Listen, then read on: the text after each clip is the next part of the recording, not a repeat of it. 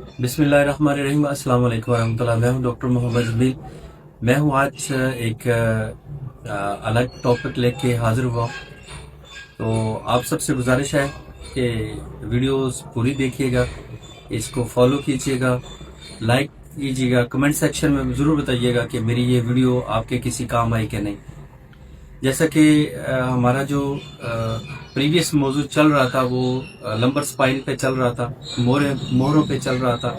जो लोग मोहरों के दर्द में मुब्तला है, शर्ट का नर्व दब जाती है, नमनेस नहीं जाती, क्रैम्प्स पड़ते हैं, मसल डिस्ट्रोफी हो जाती है, यानी कि रीढ़ की हड्डी के मतलब जितनी डिजीज थी या प्रॉब्लम्स थी वो मैं शेयर करता आ रहा हूँ।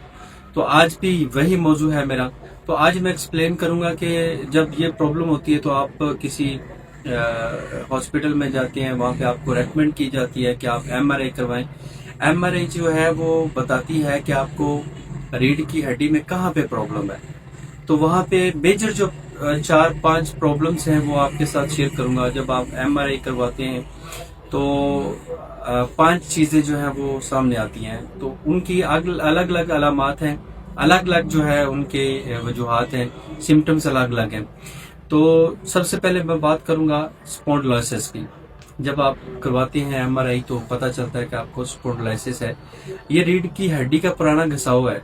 ये तब होता है जब आपको विटामिन डी की कमी हो, आप ज्यादा देर बैठ रहे हों, ज्यादा उम्र हो आपकी, एक ही पोस्चर में आपके बैठने की वजह से ये मुसलसल आपको स्पॉन्डिलोसिस हो सकता है, यानी कि वजन बढ़ जाए आपका।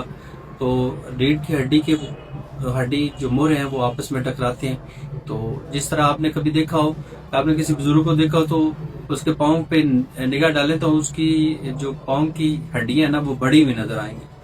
तो इसी तरह रीढ़ की हड्डी है, उसके जो कोने हैं वो बढ़ना शुरू हो जाते हैं, वो सप्रेस करते हैं, कंप्रेस करते हैं उसको, जो है ना नर्व को। तो फिर क्या होता है, अलामात इसकी होती है कि दर्द होती है, अकड़ाव होता है, स्टिफनेस हो जाती है काफी सारी, और कभी कभी जो है वो आपको ऐसा दर्द होता है जो बर्दाश्त से बाहर होता है। ये स्पॉन्डिलोसिस था। स्पॉन्डिलोसिस का मतलब है आपकी रीढ़ की हड्डी का घिसाव।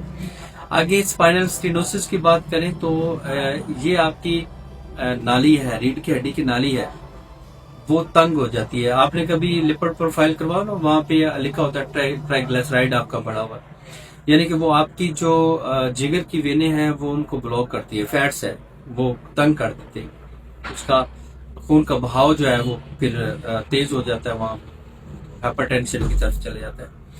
और यही स्टेनोसिस है। स्पाइनल स्टेनोसिस वही चीज है कि आपकी रीढ़ की हड्डी को तंग कर देता है। वहां पे जो नर्व का बहाव है, खून की सप्लाई है, उसको रोक देता है। तो क्या होता है, टांगों में दर्द जाता है, इसे सुनपन होता है, चलने में तकलीफ होती है। ये स्पाइनल स्टेनोसिस की वजह से है, जब आपकी रीढ़ की नाली जो है, हड्डी की नाली जो है वो क्लोज होनी शुरू, तंग होनी शुरू हो जाए। आगे डिस्क बल्ज है। डिस्क बल्ज में क्या होता है, आपके मोरों में जो डिस्क होती है ना वो खुश्क होने के बाद जो है वो फैल जाती है और ये फटती नहीं है।